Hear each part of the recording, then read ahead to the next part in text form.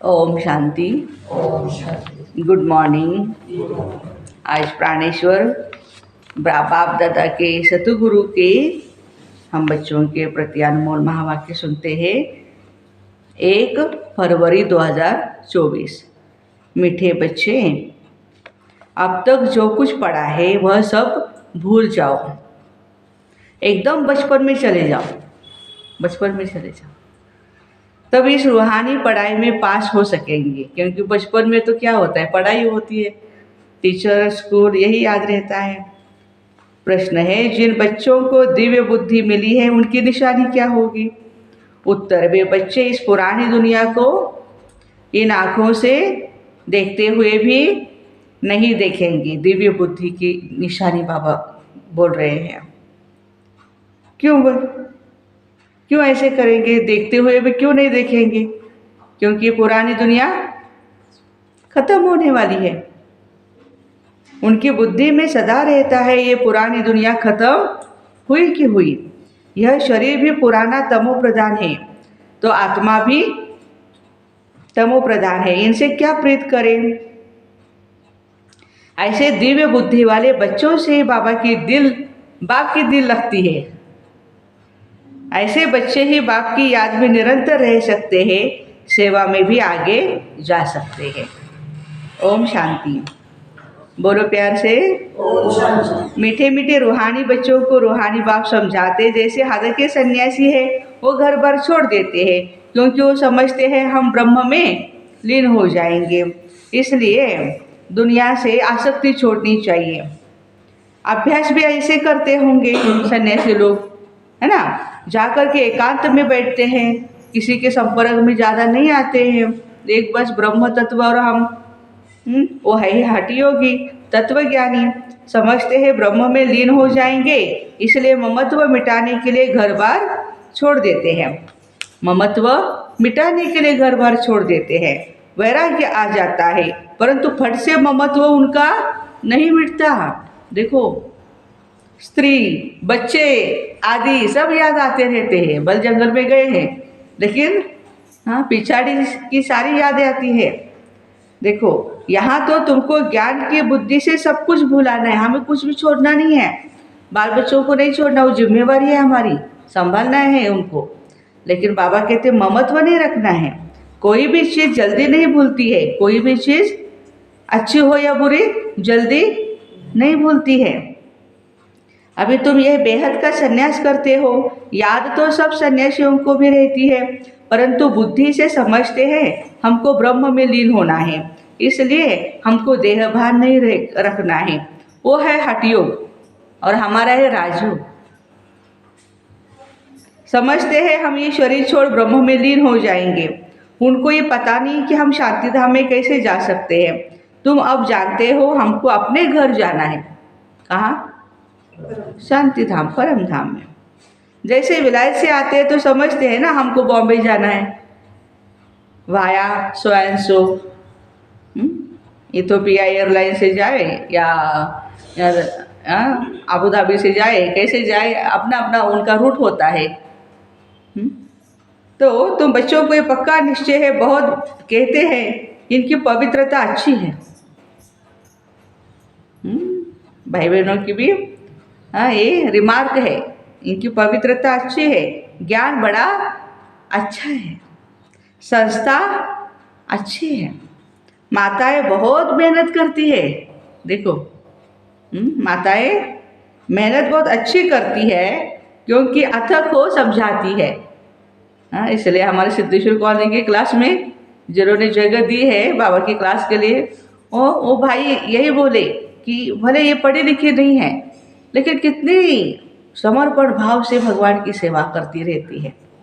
इसलिए वो देख करके देखो धारणा हमारी कैसे सेवा कराती है, वो देख के उन्होंने जगह दी।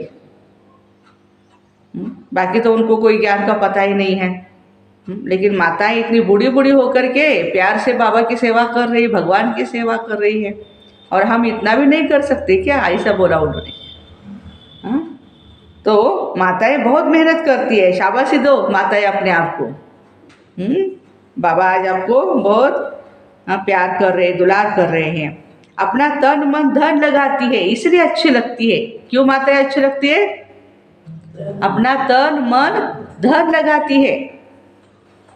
परंतु हम भी ऐसा अभ्यास करें, ये ख्याल नहीं आता माताओं जैसा।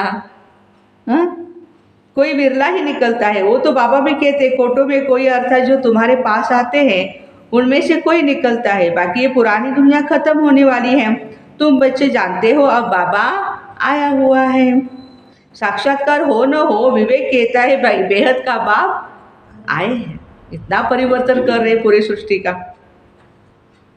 ये भी तुम जानते हो बाप एक है, वही पारलौकिक बाप ज्ञान का सागर है। लौकिक को कभी ज्ञान का सागर नहीं कहेंगे, ज्ञानी तो आत्मा भले कह सकते हैं, है ना। हाँ, ये भी बाप ही आकर के तुम बच्चों को परिचय देते हैं। तुम जानते हो अब पुरानी दुनिया खत्म होने वाली है। हमने 84 जन्मों का चक्र पूरा किया, अभी हम पुरुषार्थ करते हैं वापिस सुखधाम जाने का, भाया भाया शांति धाम। पहले परम धाम में जाएंगे, ऊपर शांति धाम में हमारे घर, और फिर आएंगे स्वर्ग में, सुख धाम में। शांति धाम तो जरूर जाना है, चाहो या न चाहो, अपना घर है ना। वहाँ से फिर यहाँ वापस आना है। मनुष्य तो इन बातों से मूंझे हुए हैं। कोई मरता है तो समझते बार वैकुंठ गया, परंतु वैकुंठ कहाँ है भाई, बताओ। ये वैकुंठ का नाम तो भारतवासी ही जानते हैं, और धर्म वाले नहीं जानते। वो क्या कहते हैं? रिप। रिप माना रेस्ट इन पीस, शांति में वो सो गया। बाकी के धर्म में ऐसे बोलते हैं। हाँ, लेकिन सिर्फ नाम सुना हुआ है वैकुंठ का।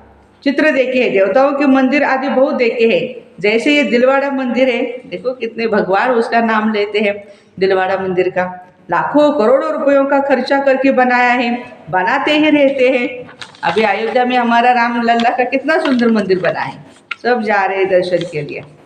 हाँ, हमारे दीदियों ने वहाँ की बोला है अभी नहीं आना, बहुत भीड़ हो गई है, अभी बाद में आना आप सब, जब वो सब भक्त दर्शन करें उसके बाद आप आराम से आ जाना। माने 2-4 मास तक आप नहीं जा सकते हैं। हाँ, उनका ये ईमेल आया हुआ है अयोध्या की बहनों का। हमारे भाई बहनों की भी दिल हो रही है, दीदी आवे क्या, दीदी आवे क्या। हाँ, लेकिन अभी नहीं आना, बहुत भीड़ है। हाँ, तो बाबा ने तो हमें देखो हमारे मंदिर को ही, मन को ही मंदिर बनाया है।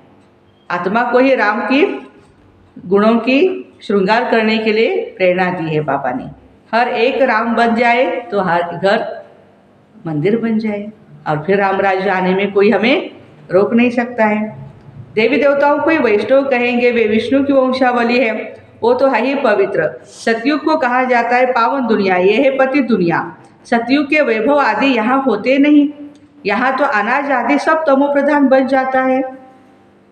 स्वाद भी तमो प्रधान है, कितनी मिलावट है, दूध भी प्योर नहीं मिल रहा है आजकल, है ना। देखो बच्चियां ध्यान में जाती है ना, कहती है बा हम ना वहाँ शिविर पी करके आए, कहाँ? सूक्ष्म वतन में। हाँ, सब अच्छा, बहुत स्वाद था, बहुत स्वाद था उसको। यहाँ भी तुम्हारे हाथ का खाते तो कहते हैं ना बहुत स्वाद है। हाँ, बस लहसुन प्याज नहीं होता है हमारे भोजन में, लेकिन क्या कहते हैं? बहुत सुंदर, बहुत टेस्टी है आपका भोजन। क्यों क्यों सारी माता जी? हाँ, क्योंकि बाबा की याद में रह करके बनाती हो ना। हाँ? तुम अच्छी रीति बनाती हो, सब दिल भर करके खाते हैं। हाँ? वाह, ऐसे नहीं तुम योग में रह करके बनाते हो तो स्वादिष्ट होता है। हाँ, नहीं, ये भी प्रैक्टिस होती है। भोजन बनाने की भी क्या है? प्रैक्टिस है ना। कोई बहुत अच्छा भोजन बनाते हैं, वहाँ तो हर चीज़ सत्व प्रदान होती है, इसलिए बहुत ताकत रहती है। तमो प्रधान होने से ताकत कम हो जाती है, फिर उनसे बीमारियाँ दुख आदि होता रहता है। नाम ही है दुख धाम। सुखधाम में दुख की कोई बात नहीं। हम इतने सुख में जाते हैं जिसको स्वर्ग का सुख कहा जाता है। सिर्फ तुमको पवित्र बनना है, सो भी एक इस जन्म के लिए। देखो पीछे का ख्याल मत करो, कैसा होगा क्या होगा। बाबा कहते अभी तुम पवित्र बनो, पहले तो विचार करो कहते कौन है, कौन डायरेक्शन दे रहे। बेहद के बाप का परिचय देना पड़े, बेहद के बाप से सुख का वर्षा मिलता है। लौकिक बाप भी पारलौकिक बाप को याद करते हैं, बुद्धि ऊपर चली जाती है परम धाम में। तुम बच्चे तो जो निश्चय बुद्धि पक्के हो ना, उन्हों के अंदर रहेगा। इस पुरानी दुनिया में हम बाकी थोड़े दिन के लिए है। ये तो कौड़ी मिसल शरीर है, सबको अनुभव है। आत्मा भी कौड़ी मिसल बन गई, इसको वैराग्य कहा जाता है। अभी तुम बच्चे ड्रामा को जान चुके हो। भक्ति मार्ग का पाठ चलना ही है, सब भक्ति में है, नफरत की दरकार नहीं। सन्यासी खुद नफरत दिलाते हैं, घर में सब दुखी हो जाते हैं, वह खुद अपने को जाकर थोड़ा सुखी करते हैं। वापस मुक्ति में कोई नहीं जा सकता, जो भी कोई आए वापस कोई भी गया नहीं, यहाँ ही जन्म लेते हैं सब यहाँ ही है। एक ही निर्वाण धाम हुआ, ब्रह्म में नहीं गया, वह समझते फलाना ब्रह्म में लीन हो गया। ये सब भक्ति मार्ग के शास्त्रों में है। बाबा कहते इन शास्त्रों आदि से जो कुछ है सब भक्ति मार्ग। तुम बच्चों को अभी ज्ञान मिल रहा है, इसलिए तुम्हें कुछ भी पढ़ने की दरकार नहीं। परंतु कोई कोई ऐसे है जिनमें फिर नॉवेल्स आदि पढ़ने की आदत होती है, ज्ञान तो पूरा है नहीं, उन्हें कहा जाता कुक्कड़ ज्ञानी।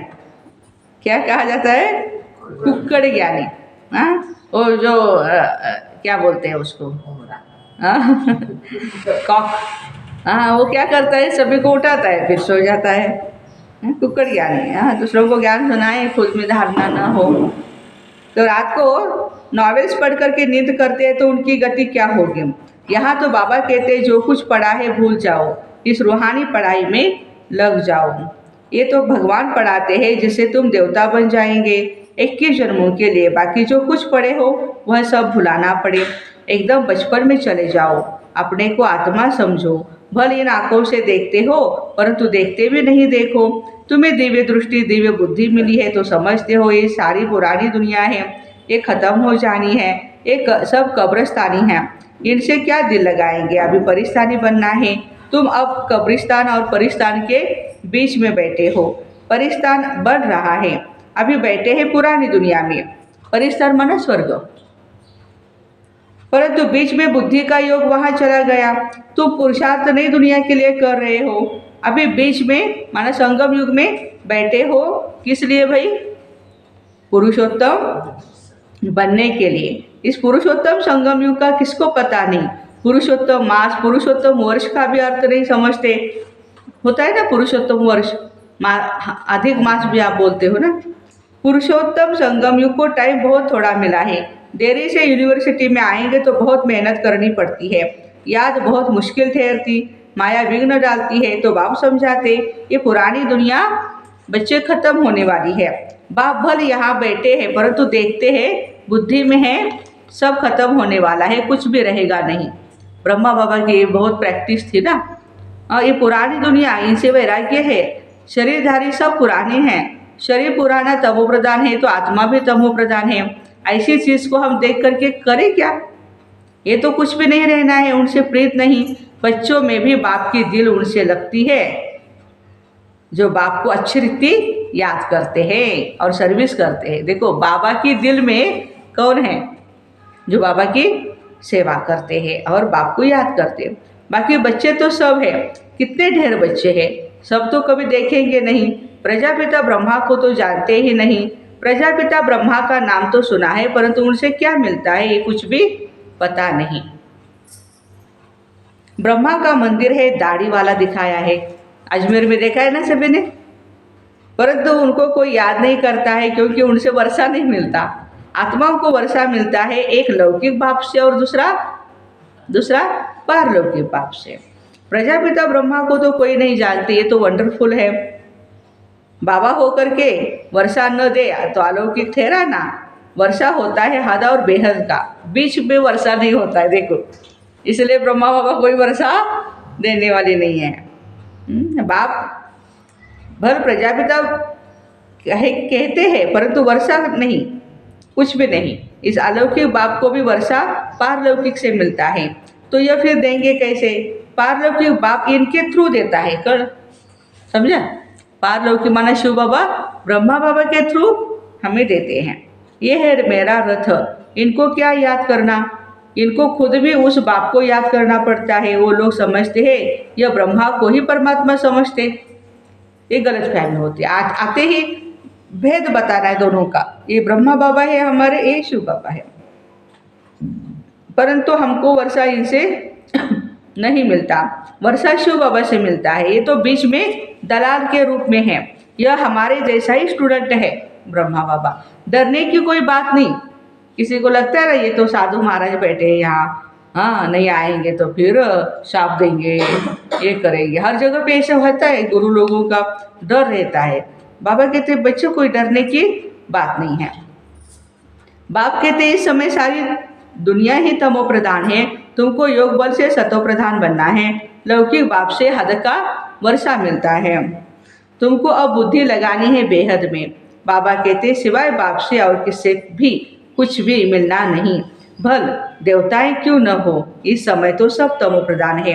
लौकिक बाप से वर्षा तो मिलता ही है, बाकी इन लक्ष्मी नारायण से तुम क्या चाहते हो।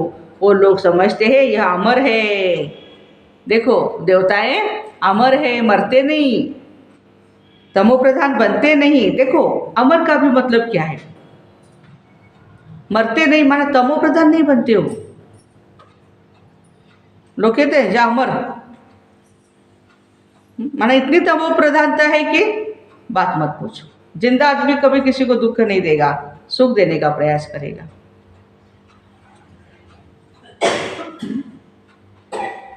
मरे हुए को देख करके लोग डरते हैं ना, डरते हैं। किसी को कोई बॉडी, डेड बॉडी भी देखने को तैयार नहीं होता है, डर लगता है उसको।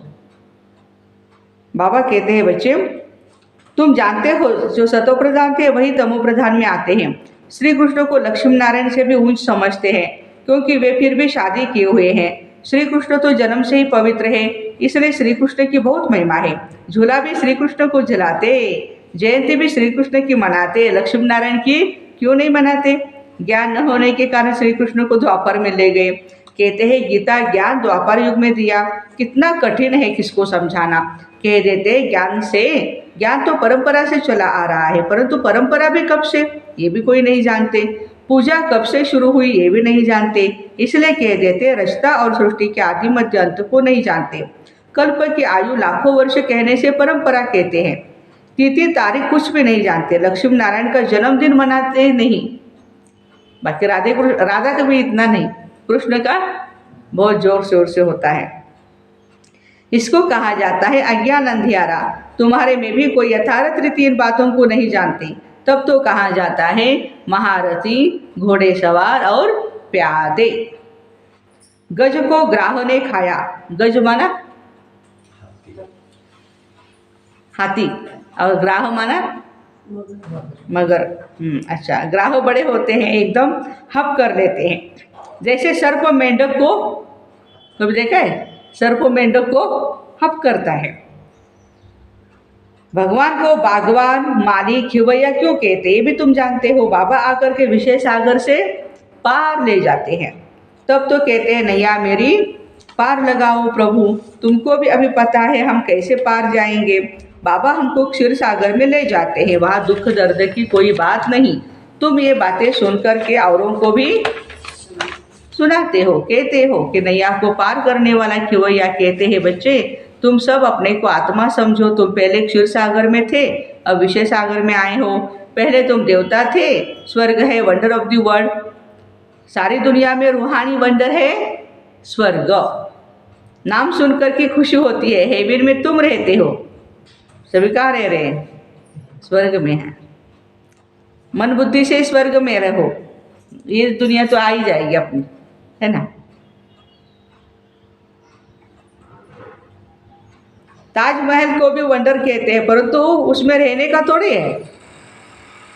हाँ, तुम तो वंडर ऑफ द वर्ल्ड का मालिक बनते हो। तुम्हारे रहने के लिए बाबा ने कितना वंडरफुल वैकुंठ बनाया है। 21 जन्मों के लिए पद्मा पदम पति बनते हो, तो तुम बच्चों को कितनी खुशी होनी चाहिए। हम उस पार जा रहे हैं। अनेक बार तुम बच्चे स्वर्ग में गए होंगे। ये चक्र तुम लगाते ही रहते हो। पुरुषार्थ ऐसा करना चाहिए जो नई दुनिया में हम पहले पहले आए। पुराने मकान में जाने की दिल थोड़ी होती है, बाबा जोर देते हैं पुरुषार्थ कर नई दुनिया में जाओ। बाबा हमें वंडर ऑफ वर्ल्ड का मालिक बनाते, तो ऐसे बाबा को हम क्यों नहीं प्यार से याद करेंगे। बहुत मेहनत करनी है, इसको नहीं देखते हुए भी नहीं देखो। बाबा कहते भल मैं देखता हूँ परंतु मेरे में ज्ञान है, मैं थोड़े रोज का मुसाफिर हूँ। शिव बाबा कहते हैं हाँ मैं तो यहाँ रहने के लिए थोड़ी आया हूँ, थोड़े रोज का मैं मुसाफिर हूँ। वैसे तुम भी यहाँ पार्ट बजाने के लिए आए हो, इसलिए इससे ममत्व निकाल दो। अच्छा, मीठे मीठे से खिलते बच्चों प्रति माता पिता बाप दादा का याद प्यार और गुड मॉर्निंग। रूहानी बाप की रूहानी बच्चों को नमस्ते। हम रूहानी बच्चों की रूहानी माता पिता बाप दादा को याद प्यार गुड मॉर्निंग और नमस्ते। वाह बाबा वाह, शुक्रिया बाबा शुक्रिया। धारणा के लिए मुख्य सार। पहली पॉइंट, रूहानी पढ़ाई में सदा बिजी रहना है। कभी भी नॉवेल शादी पढ़ने की गंदी आदतें नहीं डालनी है। अब तक जो कुछ पढ़ा है उसे भूल बाप को याद करना है। इस पुरानी दुनिया में स्वयं को मेहमान समझकर रहना है, इससे प्रीत नहीं रखनी है, देखते हुए भी नहीं देखना है। वरदान, हिम्मत और उमंग उत्साह के पंखों से उड़ती कला में उड़ने वाले तीव्र पुरुषार्थी भव।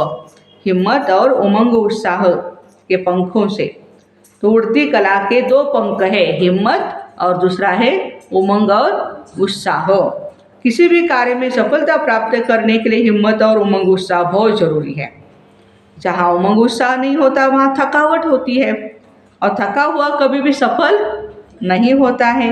वर्तमान समय के अनुसार उड़ती कला के सिवाय मंजिल पर पहुंच नहीं सकते, क्योंकि पुरुषार्थ एक जन्म का है और प्राप्ति 21 जन्मों के लिए ही नहीं, लेकिन सारे कल्प की प्राप्ति है। देखो, सतयुग, त्रेतायुग, द्वापर युग, कलयुग की प्राप्ति अभी हम कर रहे हैं।